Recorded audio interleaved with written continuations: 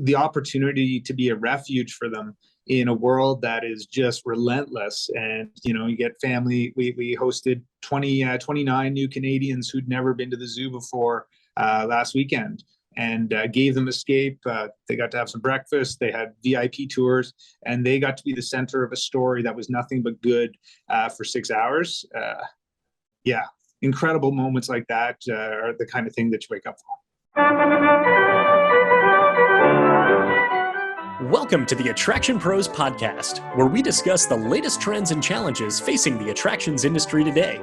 We chat with some of the top leaders in the field and provide resources that will help develop your career in this great industry.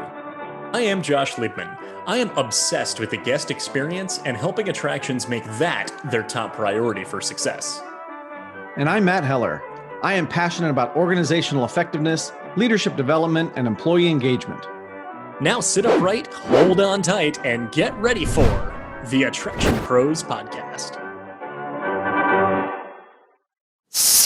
Hey, Josh, how are you? Hey, Matt, I'm doing great. How are you? I am fantastic. All right. Yes. And I have a question for you. Oh, okay. What do you think of when you hear the word extinction? Extinction? Yeah. Well, I don't think many good things. I think about animals that could no longer survive on the planet any longer. Is it just animals, though? Could it also be plants or things other living things that can no longer survive? I would have to consult a scientist if we're going to go much deeper into this, but I believe so, yes. I kind of wish I had thought of that question when we were talking to our guest, but I think of the same thing. I think of an irreversible process, right? That once something is extinct, that it's gone forever. But one thing that our guest Dolf from the Toronto Zoo talks about today is the impact that we can have so that things don't go extinct. Yes. Yes, and he's extremely passionate about that and talks about just everything from a conservation standpoint and the way, or I should say the ways in which we can all do tangible things in our lives, like not eating meat once a week and the impact that that would have just on the overall planet. And then connecting that with what he does on a day-to-day basis, which is he's the CEO of the Toronto Zoo. So how can we connect the storytelling of conservation with the experience of having a fun day out and going to visit the zoo and interacting and learning about animals, and blending all of that together towards going back to your original question about preventing extinction? Well, and I think one of the interesting things that Dolf really gets into is the messaging around that. And I think he said that, not every message, the way that you present that message is going to be, consumed by everybody. So you have to do it in multiple ways. And that I think 1 in 5 people read signs. So what I think is really interesting about that is that it's such an important global message for all of us to kind of embrace and understand. But it's not necessarily everybody that's saying the same thing about it. So it was really interesting to hear his take.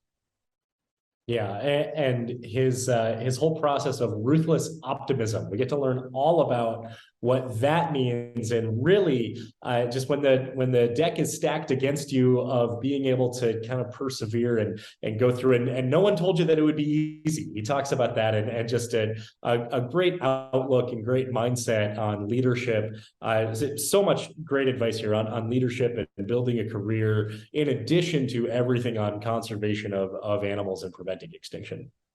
And one of the things that he talks about in regards to it not being easy is separating the music from the noise. And I like how he kind of categorized those two things, because it can be easy to get bogged down with things that it may seem like it matters, but it may not matter as much as something else, right? So there's things that we should absolutely be listening to: people, environments, communities, those type of things. But sometimes if we get mired in the things that are pulling us down rather than kind of lifting us up, it can be really, really tough. And then he also talks about scarring people in positive ways. So listen to what he talks about in the ways that they've engaged with the community, with the initiatives that they have put forth towards DEI and everything they're doing to better serve their staff, better serve their team, and conversations that just weren't being had 5 years ago, 10 years ago, and in very recent past.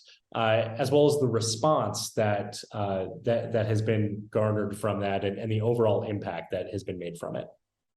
Well, with all that, should we go ahead and get to this interview with Dolf? Let's do it. Hey, Dolf, welcome to the Attraction Pros podcast. How you doing today? I'm fantastic. Thanks for having me, Matt. Awesome. So first of all, can you tell us a little bit about yourself and your career? Well, you know what? I'm an incredibly lucky individual. I am today the CEO of your Toronto Zoo in Toronto, Ontario, Canada, and it's this amazing place. It was my childhood zoo that I visited. Fond memories of being here in grade 3 with my mom and my French immersion class, and having a McDonald's ice cream cone, seeing my first Sumatran tiger, and now I get paid to be here every day. So it's really a dream come true. Excellent. And then even leading up to your role now, can you tell us a little bit kind of how you got there and sort of the quick career path that you've taken to get to where you are today? Yeah, well, I often describe myself as an accidental CEO. I was an educator by training. My formal education was in that field as well. I thought for sure I would end up in the classroom. But we actually had a manager at a park I worked at, an assistant superintendent, who had an approach to the world that I didn't really agree with. And I remember having a conflict one day and going into my superintendent's office and saying, before you hire another like that individual, maybe we should chat. And they left 2 weeks later. I found myself into the management stream and jumped from provincial parks to conservation authorities to a botanical garden to a zoo. And now I get to do this every day. So, Dolf, what is it about this kind of work that gets you so excited? Well, it's this incredible interface where we have this enormous audience. We have 1.2 million guests a year to our zoo, and we get to introduce them to the natural world, and we get to share animals, individual stories with them that they've only ever dreamed of.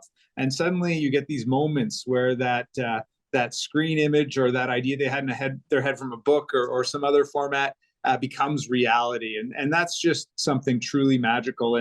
And this notion of connection and caring, I think, is at the core of what we do. And that leads us to our mission at the zoo, which resembles my personal mission, connecting people, animals, and conservation science to fight extinction. Because at the end of the day, I wish I could say it's getting better for nature out there, but it's not. So we have an important role to play with this huge, diverse audience. Can you expand on that a little bit, on particularly the notion of connection and caring? You know, it's one of the things Jane Goodall talks about frequently, about this notion of caring and concern as a catalyst for learning more and meaningful action. And we've started to really dig into that to understand what it means. And we found when we connect tangible conservation actions, things people can do, purchasing sustainable palm oil, recycling their electronics with gorillas and orangutans. After a few visits to the zoo, they're more likely to process and do that. So that caring piece and the call to action piece is phenomenal, and we need to do way more on it. But I think it's what we need to see to affect change again at scale. And that's what we need when we're fighting issues like climate change and biodiversity loss. Huge numbers of people at least starting to take steps and building that literacy. So you said that you'd like to say it's getting better, but it's not maybe going in the direction you want it to go. So what are the steps? What can people do specifically? Like you mentioned palm oil, but are there little steps that people can take every day that would help? Well, there's a huge list of steps, and Matt, I feel like I could spend the next hour just listing off conservation programs, but it's actually a little bit simpler than that. When I'm talking to folks, the key interface we all have is when we either put our hand in our pocket and take out our wallet to purchase something, or we click online to purchase something, depending on what you're doing. That notion of thinking about what you're buying, what's its lifespan going to be, and that moment in the hand versus that lifetime on the planet if you're talking about a single-use plastics that's not recyclable. So that notion of really getting to that intersection of consumer behavior and conservation, I think, is a key area where we play, whether that's sustainable seafood, forestry projects that are grown the right way, or other food products, and even choices with diet every day, with even one last day of the week with meat is a huge impact. Dolf, can you share a little bit about how that connection, the importance of all of these actions, as well as just the entire conservation message, is able to be translated into the direct experience at the zoo, even for perhaps the most passive visitor who is buying a ticket because they want to come see amazing animals, and they do, and they get all that, and they walk away feeling all the messages that you've been describing. Yeah, Josh, that's what's amazing about a day at the zoo, at your Toronto Zoo. It's a massive site, right? We're talking about a 500-acre zoo, 10 kilometers of trails. For a typical day guest, they're staying 3 to 4 hours. So, they're going through a variety of things. They're moving, they're stationary, they're eating, they're going to use all the restrooms. All of these are different contact points where we can start saying, okay, where are we going to put messages in? And we know no single channel is going to reach them. About 1 in 5 people actually read signs. We know in many cases people's dwell times at animals is actually very short.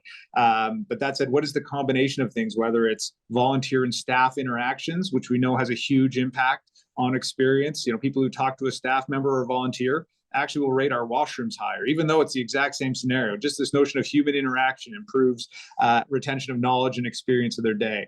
And now with the new world, leaning into the digital layers we can add, what does it mean to have augmented reality on your site? And we've been piloting this, particularly around our Arctic and our Tundra program, where we're getting people glimpses into whether it's the underwater species or looking at the entire life cycle of caribou, finding ways to increase the stickiness of our message and make sure it's more of a relationship as opposed to that transaction, that passive day out at their zoo.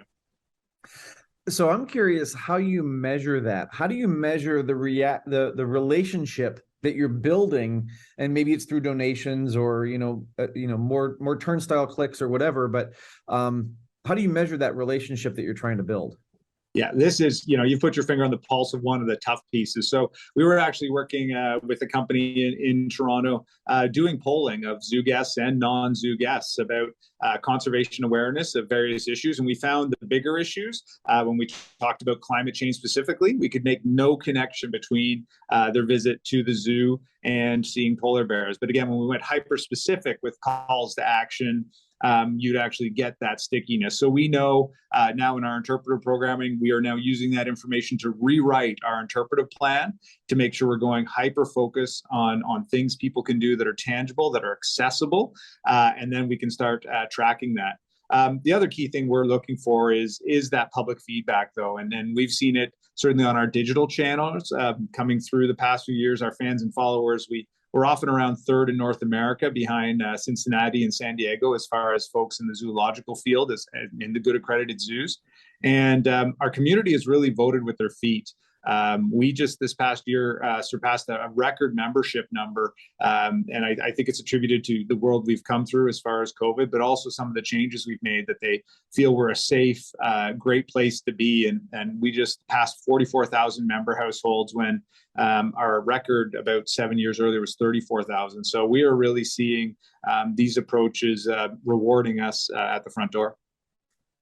So you talked about how you're polling your guests to be able to get feedback, and you also talked about gaining public feedback as well. And so these are, Matt can tell you, these are the areas that gets me really fired up as far as in terms of what guests are saying in response to surveys combined with what guests are saying online, and being able to really balance those together to really kind of extract meaningful metrics from it that lead to those decisions. So can you talk a little bit about kind of balancing both the private feedback collection, the polling of guests, with public feedback, TripAdvisor and Facebook reviews and Google reviews and all that? Yeah. Yeah, so important. And sometimes we're our own worst enemy as far as we're so close to it and so familiar. So that commitment in this sample to reaching folks who we've missed traditionally, and that's that key audience. You know, Toronto's a massive city, 6 million people. If folks haven't been, why not? What are they missing out? What do they think or not think about us? So looking for those themes. And quite frankly, looking at how we're engaging folks, whether it was with our strategic plan and going beyond traditional kind of table set up at the mall or the library to get feedback, to really using social media aggressively, using thought leaders in the community to bring their contacts with them, and really taking a moment and stopping and saying, who have we missed? And that's been one of the things in the past few years that has really changed for us. When I started 4 years ago, I assumed the bulk of the work we'd be doing would be with the other, kind of conservation champion organizations, WWF, Nature Conservancy. And over the past few years, where we've really spent our time is with groups like East Scarborough Storefront and Wood Green Settlement Services. These are folks catering to underserved communities, new Canadians, and folks who have not historically been part of the zoo narrative, yet are a huge percentage of the individuals who live in Scarborough. By working directly with those groups, I really think we're getting amazing feedback to build a better zoo to serve them. That's awesome. And Dolf, I'd like to kind of change gears here just for a second and talk a little bit about a term that I've heard used alongside your name, which is a ruthless optimism. And so I'd love to hear your take on that and what that means to all the things we've been talking about, and how maybe that helps you get through some of these challenges.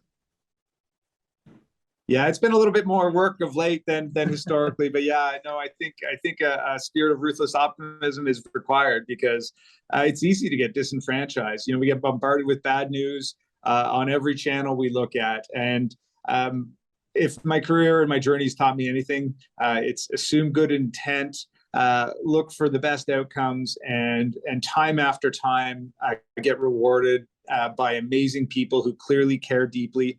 And while we might have different approaches to a problem, are really committed to those capital P purpose outcomes.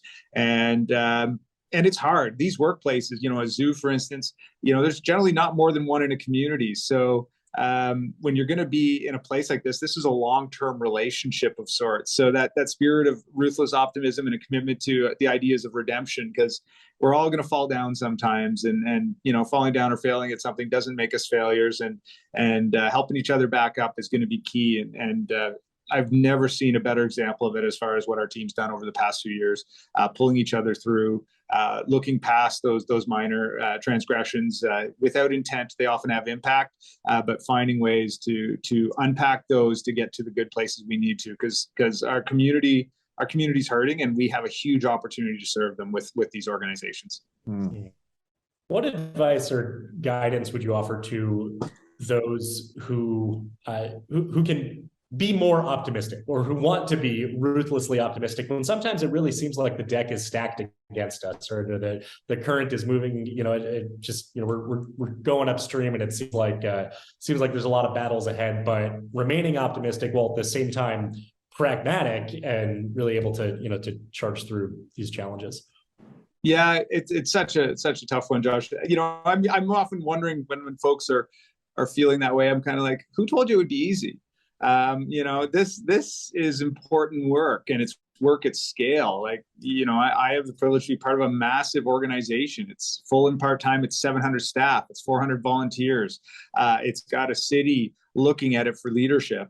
This isn't easy. And then the issues we face when you add in 3,000 plus animals in our care that we have to meet their entire, every need for their entire life. Who said it was supposed to be easy? So I think approaching it with the spirit of progress and positive forward progress over perfection, in service to these animals, I think that's a key part to keeping that ruthless optimism, and finding even the small wins, because they're there. Sometimes it's tough to see, but process-wise, they're there. You just got to stick with it. Yeah, and you said it a minute ago. It's easy to get sort of disenfranchised. It's easy to kind of let this non-easy job become very, very difficult. So as you look at your team and you look at the people around you, whether it's the 700 employees or the 400, maybe I got that backwards, the 400 volunteers, but looking at all those folks, and you're really the engine that drives that, right? And I know that you have a great team around you, but keeping your head above the surface of the water there, that can be a challenge too. As optimistic as you want to be, right? That can be tough. So where do you look for inspiration that kind of keeps you going? Well, you kind of highlighted it, but there's kind of two groups. I've got to start with the team here of staff and volunteers. I jokingly often say with our volunteers, I literally feel like I have 400 grandparents, and it never fails. When I'm down, when I'm struggling, you go, you have a conversation with them. They're just happy to be here. They're committed to connecting people to nature. They have their favorites. They want to tell their stories, and they do such a great job of it. And they're choosing, right? They're giving us the greatest gift you can give, their time and their commitment to being part of something when they could do anything else. So the volunteers are huge for me. The staff and the core team that I get to spend time with, I feel like everybody has carried the ball for portions of the past 2 years, and I've never felt I'm in it alone. But that's I can't imagine what that's like for folks, because you end up in these jobs and it's like you become a bit of a Martian. It still doesn't fit as far as how rooms get quiet when you walk in, and how people treat you in these hushed tones, because I'm still the same inner 12-year-old I always was. So those groups and the staff who are really candid with you, they keep you going. And then I've got an incredible network of mentors, and these are the folks who tell me the things I don't want to hear. Generally know me well enough to figure out when I need a bit of a squeeze and when I need a kick in the ass. And without them, this past few years, really, I can't imagine where I would have ended up. Mm. Yeah, I'm sure. I'm curious, as far as CEO, what are some of the things that are part of your regular life, your regular job that you focus on, deal with regularly, that might surprise people who aren't totally familiar with what a CEO does? Yeah, I think there's this notion we're in our office and I don't know what people think we're doing. I know I could probably come up with some things I thought my predecessors were up to. But the amount of time just talking to guests, volunteers, staff, that notion of not just doing a pulse check, that's actually a nice term to throw out. But you got to find where the pulse is, and then you got to realize there's a huge amount of variety between all the individuals. So a huge amount of time just trying to really understand what's going around you, sort out the music from the noise, and then figure out how to bring it into a meaningful action, because it's amazing. These big organizations have a huge amount of momentum, and as we've talked a lot about here, the metrics of what good looks like, animals surviving, of course, but really animals thriving is what we're looking for. So what are the changes you can make that are safe? And in a world where teams are struggling, right? It's been tough coming out of the pandemic. I think everybody's mental health has really taken a hit. And this is very real, what people are feeling. So how do you move an organization along when we're backing into a level of relevance that, quite frankly, should scare us because of what's going on in the natural world? How do we evolve to better serve it while taking care of those frontline people? So it's a tough one. Can you talk a little bit more about separating the music from the noise? Because I think a lot of people get stuck in the noise and they're not really sure what to listen to. So how do you navigate that? Well, it's a mixed bag. I think when I look back on my time, there's a lot I wish I could do again or do differently. But that's the thing about experience. You have it after the fact. So I think that's where you want a diversity of voices, not just what they look like, how they think, where they're coming from, reaching across and into the organization, and just, quite frankly, in an organization like ours, which historically was very command and control, very hierarchical, helping people get comfortable with the fact that you're going to talk to anyone anytime, and helping those frontline folks who take a conversation as direction. That was a really a tough one for me to wrap my head around when I was just curious about this. I wasn't expecting you to change it, but that notion of the weight you can have is key. So having the right people around you to give you that feedback and go, hey, when you do this, this happens, is key. And yeah, I've fallen on my face more than once and twice on this one, and still growing into it as we look to fill out our team.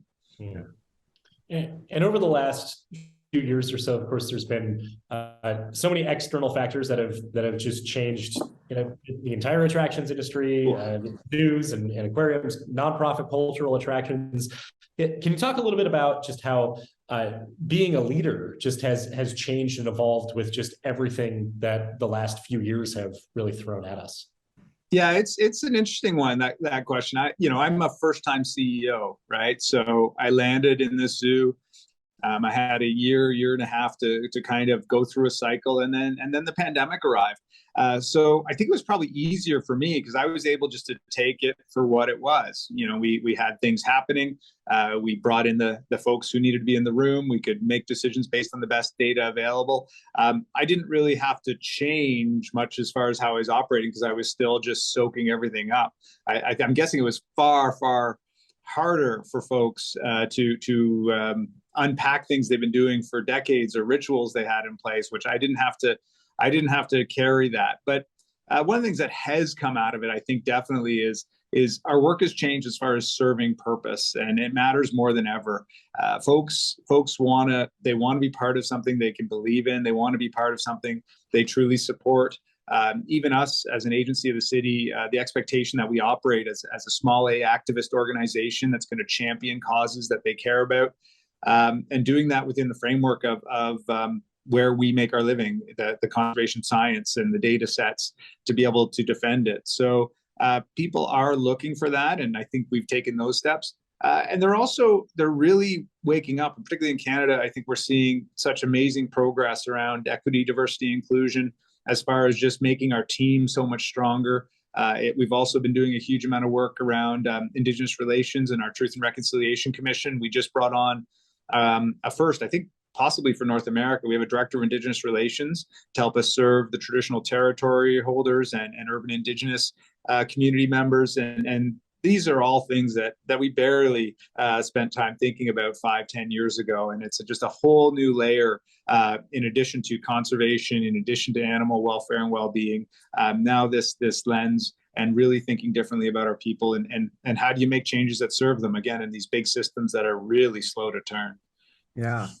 Well, and I would like to kind of take that concept of leadership a little bit further and go back to something you said earlier, where you said the community is also looking to you for leadership. So it's not just you're the CEO of the Toronto Zoo, but you've got a whole city and probably even larger area that's really looking for your leadership. So can you talk us through that process and the decisions you have to make and what kind of leadership that they're looking for? Yeah, we've talked a lot internally about this idea of I want to add an S to our name, right? We're Toronto's zoo, and that's something that we want folks to feel a sense of pride and a sense of ownership to. And you can't do that if they've never been. You can't do that if you have artificial barriers to access, and you can't do that if the fence is meant to keep animals and guests safe have been used as a tool of oppression to keep people out. So we've spent a huge amount of time just being in community and joining those local boards. And we started really in the circle closest to us, whether it's the Scarborough Business Association or the Renewal Organization, as anchor institutions with the local hospital, university, and college. And a lot of time listening to what did they want and what did they need. And in some cases, they were looking for access. In other cases, they were looking for better pipelines to access career opportunities. And we've been trying to fill in those gaps. And it started with listening and really understanding what folks were looking for, and also us looking in the mirror. How do you have an organization like ours that the bulk of people look like me in a community where 27% of the population look like me if you don't have some systemic barriers? So we've had to really step back. Our team has been amazing as far as coming together and saying, what policy changes do we need to make? Where were those other completely at times accidental walls that we'd put up? So yeah, it's been a journey for us, and thankfully the leadership of these other organizations has been patient, and they have so much they have to deal with as far as social justice challenges, in some cases food insecurity, just their financial well-being, and they took the time to educate us and make us part of their story, and we're just grateful that they're happy to come and visit and share that with us, and now this can be their zoo as well. What's the response been to those types of initiatives from your team as well as from the local community as well? Yeah, well, for I'll speak to what I know. Personally, I can have a little cry right now.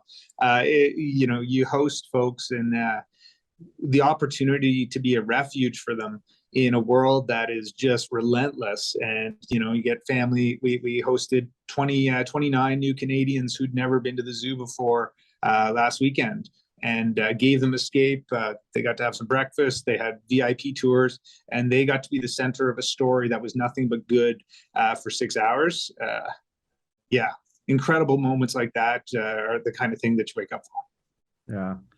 Well, and I was going to ask you sort of a favorite moment, but that sounds like that might be it. But we could even go back further. Were there moments where you had that interaction with a tiger, or you saw a particular animal that really said, this is what I want to do, and now I want to create those experiences for others? So when I actually go way back, one of my first roles was as an interpreter at Presque Isle Provincial Park. And I remember leading a fossil walk.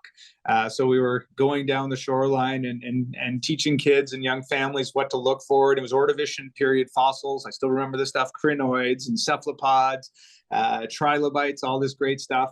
And I remember doing the program, and we'd done some plasticine casts, and talked about how fossils form, and sent them on their way. And it was a great day. Felt good about myself. One of my first programs, I'm like, hey, this interpretation thing, it's neat. This could be okay. And then the next day, this little guy came back and brought me this, and he's like, Dolf, check out this fossil I found. I'm like, oh, what is it? And he's like, it's a fossil of my thumbprint. And I was like, oh, tell me more. He's like, well, it's not my thumbprint, but look, it fits perfectly. Somebody years ago made this fossil a thumbprint, and I found it on the beach. And it was just this moment where I'm like, oh, wow. You better get this right, because people are listening. So that idea of impact suddenly came home in a huge way. And I think that's something that I think about frequently, is what are the messages we're sending? What's going to come back tomorrow? And how do we use that? Because whether we realize it or not, people are going to carry those for a lifetime. And I use it internally. People kind of roll their eyes at me. Our strategic plan says create wow. And that's because I've got great people around me who make me sound like an adult. But I really wanted that to say scar people in positive ways. We really, in parks, in gardens, in aquariums, in zoos, we have the opportunity to make marks on people that last a lifetime and really can change their trajectory as far as how they feel about the natural world. And that's what we're really striving for, because it's not the critics that I'm worried about. It's the apathetic and the indifferent as far as change. Mm-hmm. I would love to talk about, kind of layer in the conversation of technology and how that fits in with really everything that we've been talking about up till now, from the guest experience, from the employee experience, from conservation, and everything.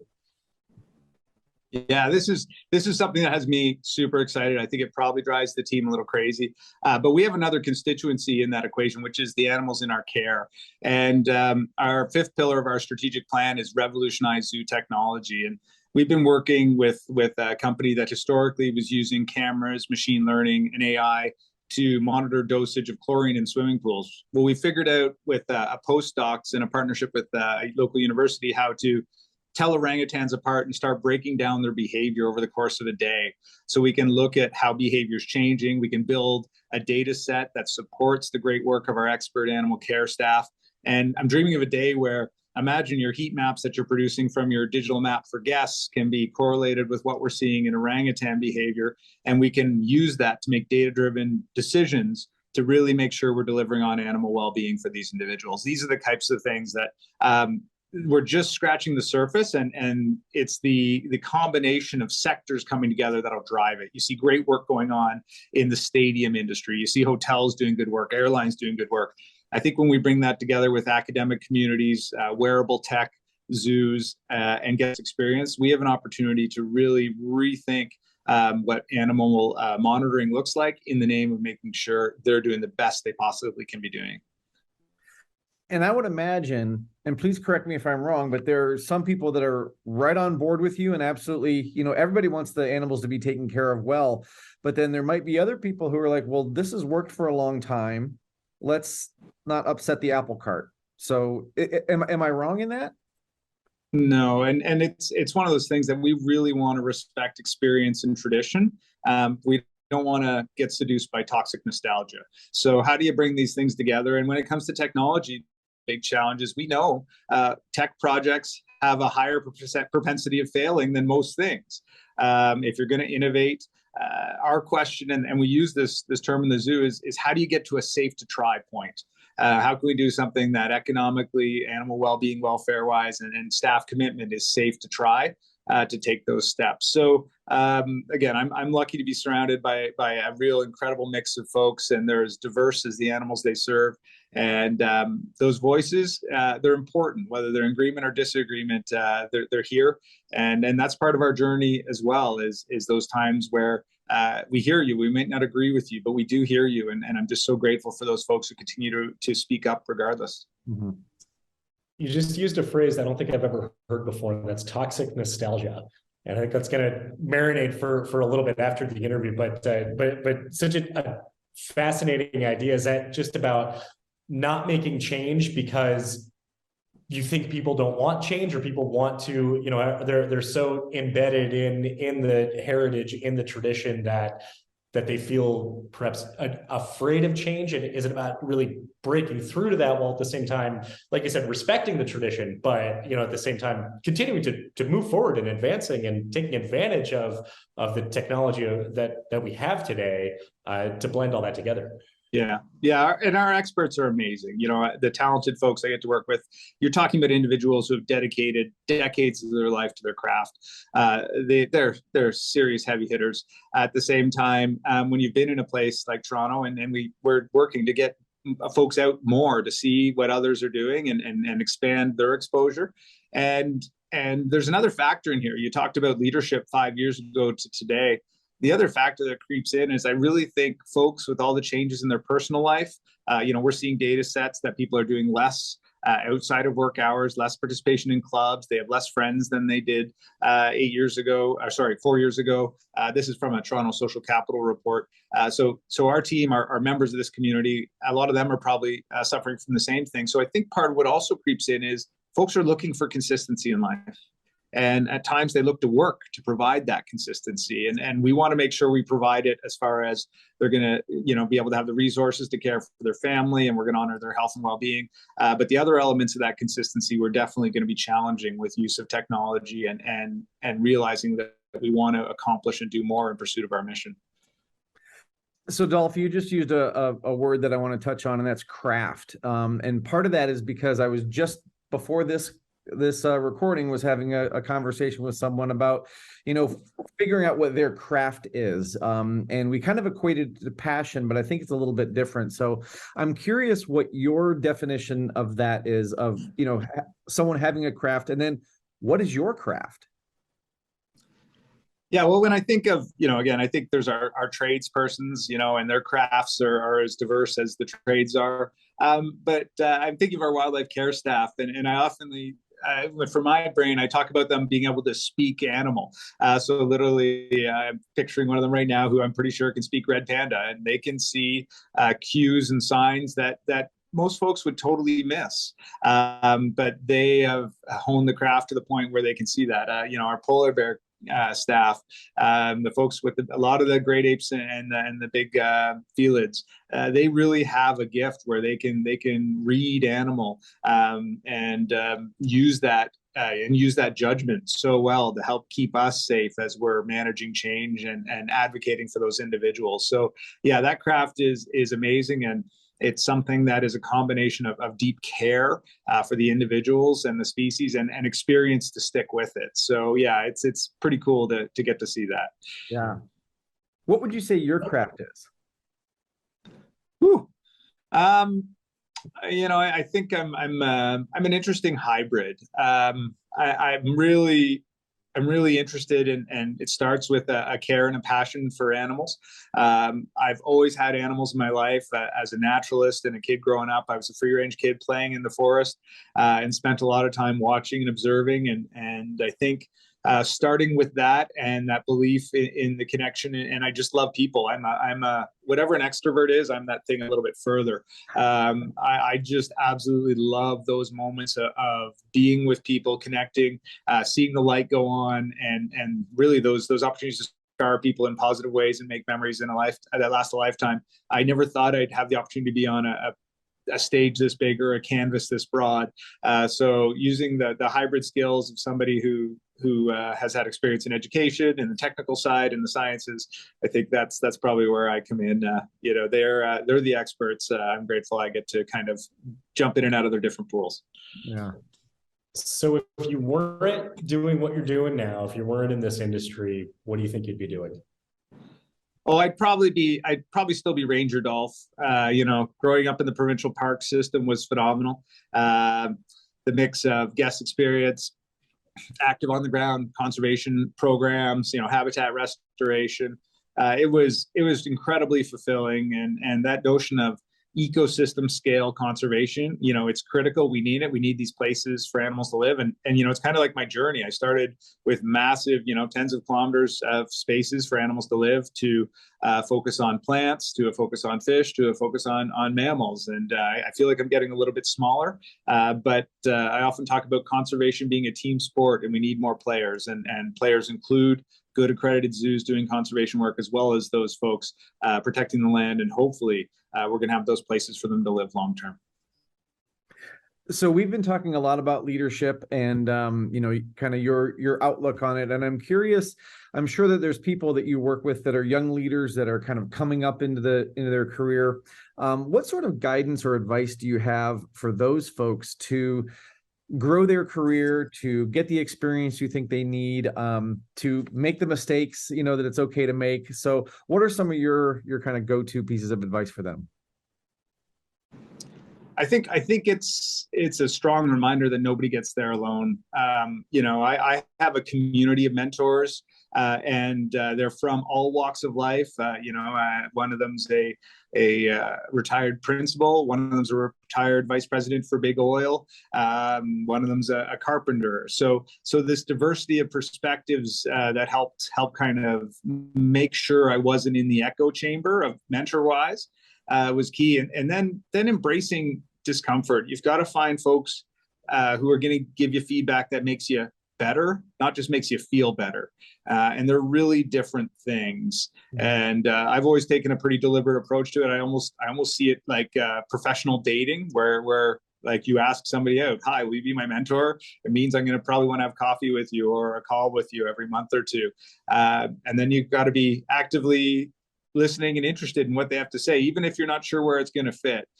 So I think that's the key piece that I'm sharing with folks frequently. And I'm actually seeing, and there's a big breakdown apparently by gender, particularly a lot of women have not assembled mentor committees or communities, and no one gets there alone. So I think it's an important role for folks to play, and for any leaders out there, how many mentees do you have? Because we have a responsibility to share what we know. That's great advice. Thanks so much for sharing that. So we're starting to run a little low on time, but I do have another question for you. And at the beginning of the interview, you talked about how you would visit the zoo as a child. And you talked about the memories that you had of just walking through and seeing that. And now walking through the zoo as a CEO, how often do you maybe call back to those moments, or do they come back to you, and do they drive, whether it's decisions or your actions, or in any way, carry a meaning in what you're doing today? Well, there's kind of two rules I live by. One is I see an animal every day, because I want to be clear on who I'm serving. Yes, our team, but these animals, they don't get a chance to come to my office and visit me. So I see an animal every day, and once a week I park out front and I walk through the front door, remind myself what guests go through to stay anchored. And as part of that, I've worked really hard to protect that inner 12-year-old who's wandering through the site and enjoying the site, and as much as possible bringing others.